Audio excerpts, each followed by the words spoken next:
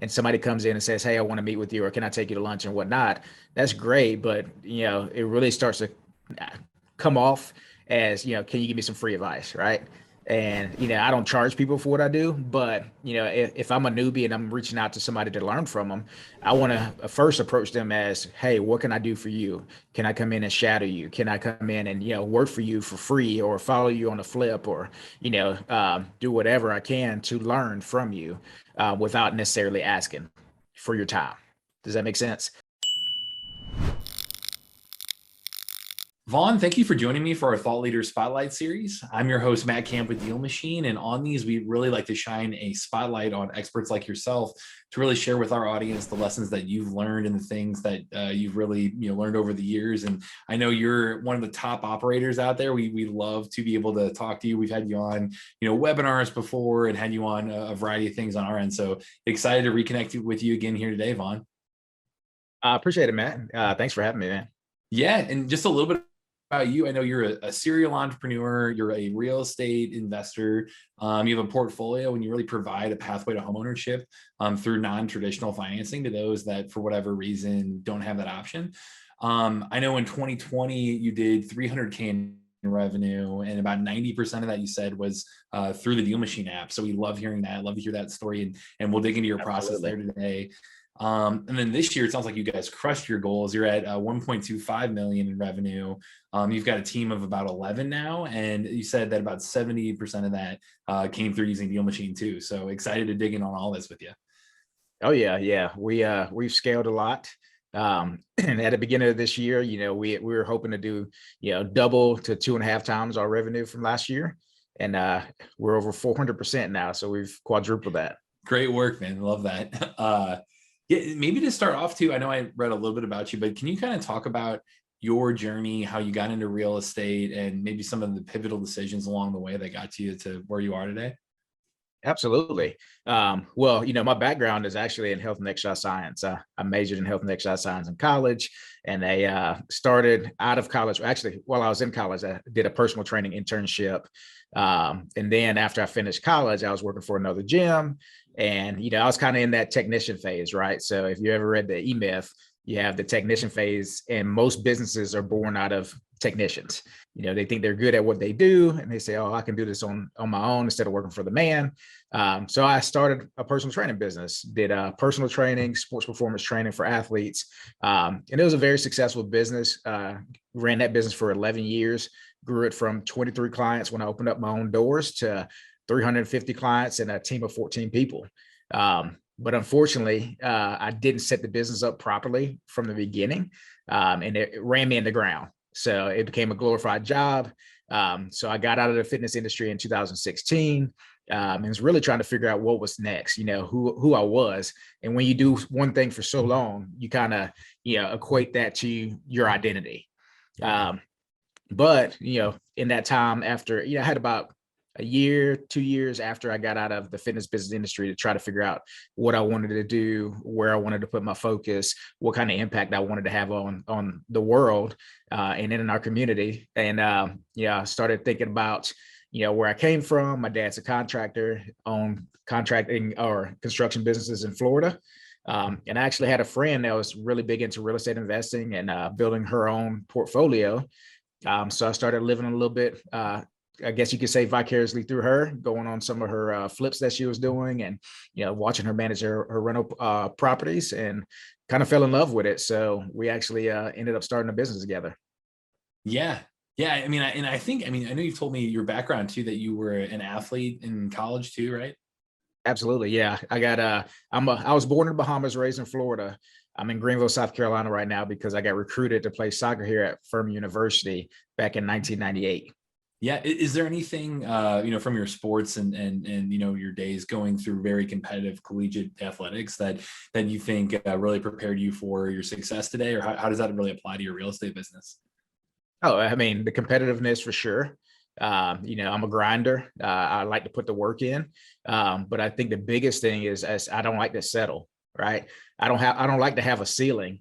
And in sports, you can, only the top percent, right? The top 1% or 0.5% or whatever ever make it to the highest level. And I've always had aspirations of being in that top 1%. Whether it's in sports or in business. And in sports, I got there to a degree. I played at Division I college. We're top 20 every year, the 4 years I was there. For the soccer fans that'll be listening to this, Clint Dempsey, who's a Oh yeah, big name for U.S. soccer. We played together for a year at Furman. So he was a freshman when I was a senior. So, I've played at the highest level in college. We finished third in our sophomore year, lost to UConn in the Elite Eight, but we had the highest ranking of third in the country.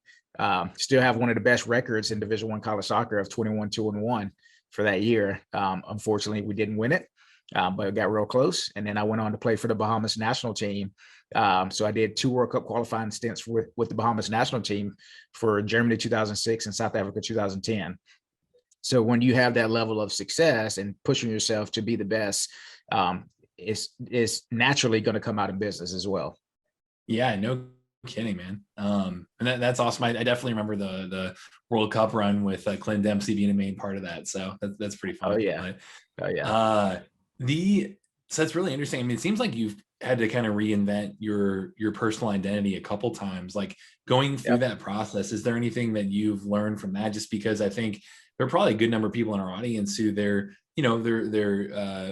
probably doing pretty well, but maybe newer at real estate, or maybe it's a side gig that they're just trying to get into, and they're going to need to reinvent, their personal identity. Like they'll probably be going through that journey too. So yeah, I think Absolutely. we'll really find that valuable, like the lessons you learned through that too. Yeah, I mean, the biggest thing for me is learning. I had to learn that you basically don't identify yourself with a career or a role or whatever activity you're involved in. So when I started this business, I was I had to be very specific and intentional about creating a lifestyle business because my family comes first. And with my former business, it was a 24/7, 365 business, which is easy to get caught in that trap as an entrepreneur, right? And as a business owner. So I was very intentional about creating systems and processes and building a team that doesn't require me to be involved in the day-to-day 100% of the time. So I quickly realized after I got out of the fitness business and was trying to, I guess you could say, find myself and figure out what I wanted to do. I've learned that it's not necessarily about a particular industry.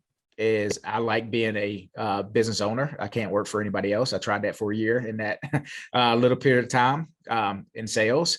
But I love creating systems. I love creating processes. I love building businesses, no matter what type of business it is. And if it's something that I'm passionate about, like I've grown to become very passionate about real estate, now it's fun, right? And as long as you surround yourself with the right people and in a solid team, you can see, the success you can have. We've grown to over 400% this year. And this is only in my, I guess, operating myself. This was my second full year in real estate investing, operating a business by myself. Wow. Yeah. Yeah, that is one thing I noticed with, because we've had multiple past athletes or former collegiate and pro athletes on this as well. And I think that team element is really interesting too, where, the team element of sports, the team element of building a business like that, and how you can rely on each other. There are many parallels and lessons learned that I think just apply so well into the real estate world and the business world. But Absolutely. And, you look at our team, I reference everybody in our organization as team members, right? They're not employees. I'm not, I guess you can say I'm the coach, but the team gels together and we all work for each other. And the way I have everything structured is we're all working and we all benefit off the same thing. So acquisitions, dispositions, our office manager, our lead manager, we all get compensated off the same properties. And in order to do that and to maximize our compensation, we have to work together to get the biggest spread, right? So, and it's funny too, because we look at what most people would consider an operations manual. It's our playbook. So you just take the whole sports methodology, and I've always done that. Even when I had my fitness business for 11 years, I kind of rolled everything into that sports philosophy and the playbook and everything like that. Team and team members, So that's just the culture we've built. Yeah. Well, hey man, you're doing something right for sure. So this is I love, I mean, and really the playbook, man, the playbook terminology and all that. We take a lot of that as well here at DealMachine, and you know, like you said, it's about Awesome. the team working toward the same goal, each bringing their own strengths to it. So one question I did have, so I know you talked about how you got into real estate specifically. What did that, you know, I would say it sounds like mentorship in general is a you know, something that you really value, and you took that Oh, role where you absolutely. would go onto sites and, you know, see flips in action and all of that. How can newbies go about should, you know, thinking about getting a mentor and like going through that process, and you know, just, you know, the value of doing that? Like, would love to hear your journey there. Yeah. So if you're a newbie, you know, going and reaching out to the people that are, you know, successful in your area and reaching out to them and seeing, not asking for something. The worst thing you can do is go there and ask for something, right? You know, just in my own personal journey, we've grown a pretty significant business, and, you know, I'm very busy. I love giving back and I love helping people, but there is a time cost of money. So my schedule is pretty, you know, hectic, and somebody comes in and says, "Hey, I want to meet with you, or can I take you to lunch and whatnot?" That's great, but, you know, it really starts to come off as, you know, can you give me some free advice, right? And, you know, I don't charge people for what I do, but, you know, if I'm a newbie and I'm reaching out to somebody to learn from them, I want to first approach them as, "Hey, what can I do for you? Can I come in and shadow you? Can I come in and, you know, work for you for free, or follow you on a flip, or, you know, do whatever I can to learn from you, without necessarily asking for your time." Does that make sense? Yeah, that's Um, great. so, you know, one of the things that, you know, I like for anybody coming on board on our team to do is come in and shadow us for a week and just see if this is something that they want to be involved in, and they get a better understanding of the operations, the industry, and how everything works. Yeah. You know, we definitely, you know, this is going to go live around the turn of the new year, going into 2022, and we're really trying to put out a lot of you know, just educational resources to help people be set up for a great 2022. Can you kind of talk about how your plans for 2022, what you're investing in, if that strategy is changing based on the market, kind of your thoughts going into the new year? Oh, absolutely. And it changed. I would tell you everything changed in December. So this time last year, you know, we had a good 2020, and it was successful from that standpoint. In 2019, I actually had two partners in this business that I started the business with, and I bought them out. So 2020 was my first full year in business by myself. And we grew, yeah, more than 100% from 2019. But then I realized that, you know, we were doing 95% of everything that we were doing was wholesaling. Yeah, I acquired one rental or two rentals in 2020. But wholesaling is a transactional business, right? So, you know, it's a great way to generate capital when you don't have any capital. But you can grow a substantial business wholesaling, but it's always chasing the next deal. So if you're looking at, you know, creating a lifestyle business, you're looking at creating retirement income, you're looking at creating generational wealth, you have to do something, or figure out how you can create passive income. So, you know, in December of 2020, I really spent probably about the whole month trying to figure out what our purpose was, you know, what kind of impact were we going to have, and how can we grow a substantial business that is going to provide for me and my family for the rest of my life, but beyond my life. So we still do a lot of assignments, we still do a lot of wholesaling, but our main strategy right now is owner financing. So the properties that we're getting under contract through, you know, just the deals of, you know, going out and find them through DealMachine and the app and things such as that.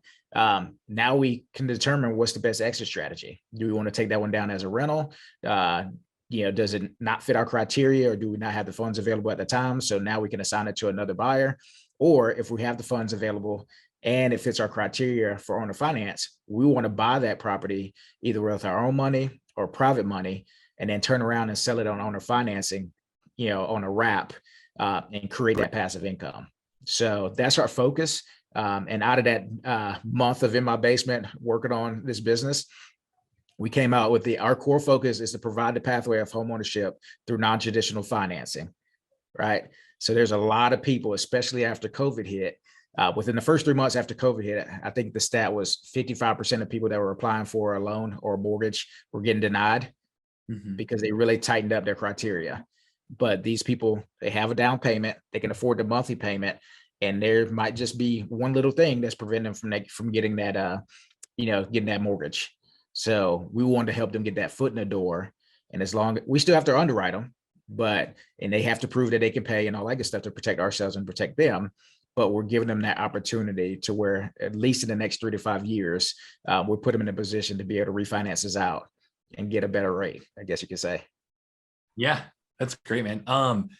Do you think on the creative financing side, like I know you talked about you're talking, you're giving them a couple different options there. Can you talk through what that conversation's like with the seller and how you present those different options typically? Oh, absolutely. So that's another thing is, we've done to date 60, as of today, 66 deals, between wholesaling, assignments, owner finance deals, and bond rentals this year. And every single offer that we make and our acquisitions teams makes, we make 3 offers. Okay. We make a cash offer and 2 seller finance offers. Even if they say they're not interested in seller financing or terms at the beginning, we submit that LOI, that letter of intent, with 3 offers on it, just to pique their interest. So the biggest thing is, do they need the cash now? And if they don't, we can typically pay more if they're willing to give us terms. And so that has opened up the doors to allow us to lock up a lot more contracts this year, and then figure out what the best exit strategy. Right now I have 8 rentals that I acquired this year, and they were all seller finance deals. So, we kind of have a thing that if the seller's willing to seller finance, and the down payment is less than 15 grand, I'm taking it in as as part of my portfolio. Yep. So just giving them options. And when you're a wholesaler and you're just making, low ball cash offers, a lot of times, it doesn't work for them.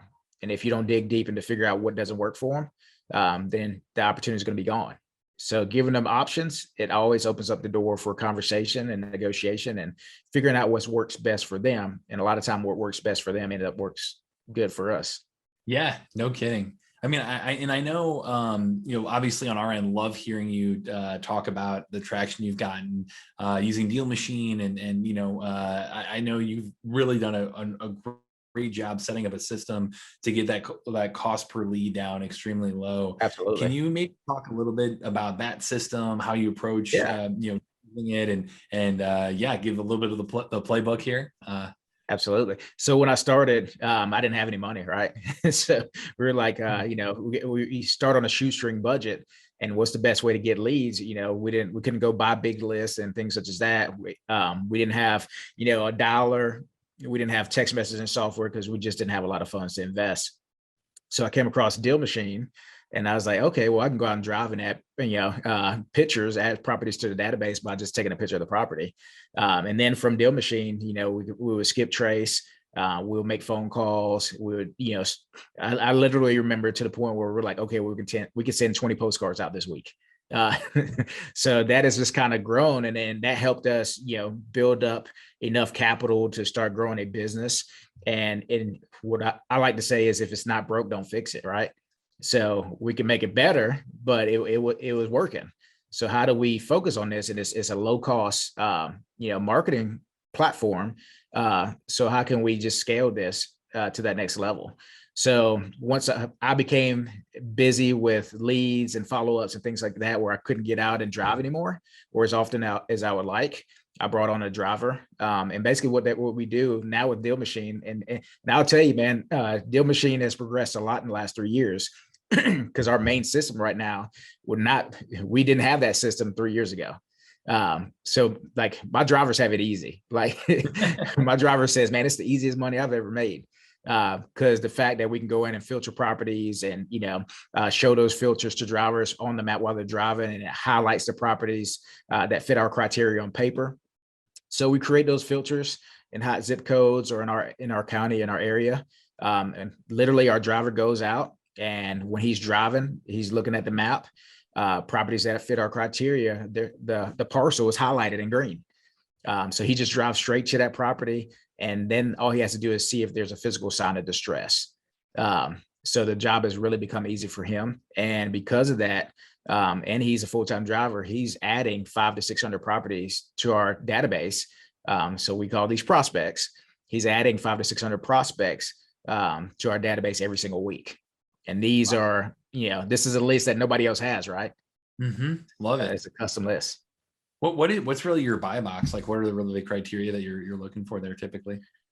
So right now in our county, we're really going after absentee owners. Absentee owners where the estimated value of the property is under $300,000, typically under $200,000. And from that standpoint, we're looking to see how distressed is the property. And then also in a zip code, we have what we consider 3 of hot zip codes in Greenville County. I've targeted that zip codes first. So I send my drivers there first. And if we get properties in hot zip codes, once they get entered into the machine, we're very proactive in our marketing, meaning that we're proactively going out and finding properties through DealMachine. But even when we get them inside in our database, we're sending them postcards if they're in a hot zip code, and we're texting and calling all at the same time right after off the bat. So we want to get in touch with those people as fast as possible. Yeah. So, there you go, man. but yeah, right now, mainly we're going after absentee owner properties. So tired landlords, under $300,000 estimated value. Most of them are under $200,000 because we know inventory right now is stupidly low for under $200,000. So if we can get a good deal, we can move that deal like that. Yeah, for sure. Well, this has been fantastic, Vaughn. I mean, I've really enjoyed having you on. I know, again, we're going into 2022. One last thing I wanted to ask is for newbies getting ready for that new year. Do you have any advice for success for them? Any kind of tips that you can share? Any advice on how they should be spending their time to really set themselves up for a life-changing year, hopefully? Yeah, I mean, the biggest thing for me, what I tell people is just get clear on what you want to do. If you want to be a real estate agent, go find the best real estate agent in your area and volunteer, work for them for free for a couple months. Go find, if you want to be an investor, if you want to be a buy and hold investor, go find the best buy and hold investor in your area and go shadow them. If you want to be a flipper, do the same thing. If you want to get into creative finance, owner finance, go find the person that's doing that in your area and just shadow them, learn from them. Don't reinvent the wheel. I'm a big believer in coaching. I'm part of a couple of different masterminds, got a couple of different coaches, and, we call ourselves real estate investors, right? But I see so many people that are hesitant to invest in themselves, and investing in yourself is priority over investing in real estate. Because when we get better, everything gets better. So hire a coach. I mean, when you get the money and you start generating some capital, hire a coach. But I call it buying speed. Things that we do, I haven't created a single system from scratch. I go find the people that are excelling at it, and I take what they're doing, and then I, basically tweak it to our systems and what we're trying to do. So buy speed. Yeah, that is great advice. I mean, that, and you can see the kind of the athlete background coming through there too, finding coaches like that. And yeah, I mean, we're huge believers in that ourselves as well. So Awesome. Appreciate the time again today, Vaughn. Like, where can people connect with you and, maybe share your social media and all of that too? Yeah. I mean, my name is unique. There's not many Vaughn Bethells out there. So just go search for me on Facebook, Instagram, Twitter, LinkedIn. It's Vaughn, Vaughn. Last name is Bethell, Bethell. So all you got to do is type it in the search bar and you'll find me. It's pretty easy. I don't think I know not even 1 or 2 other people that have the same name in social media. So unless somebody's created a fake page for me, and I hope they haven't. That's it. When you get to that level, that's when you made it for sure. Absolutely. So yeah, I'm on all social media platforms, mostly on Facebook. I'm kind of old school. I'm 41. So, Instagram and all those other things, more for the younger ages, but I'm still on Facebook. There we go. Perfect. Well, again, really enjoyed this today. Excited to hear and check in with you again. We'll have to have you back on in a few months, and you're the latest too. Well, I appreciate you guys having me on. Yeah. Well, thanks again, and to everybody watching this. This is Matt Cam with DealMachine, and happy deal finding.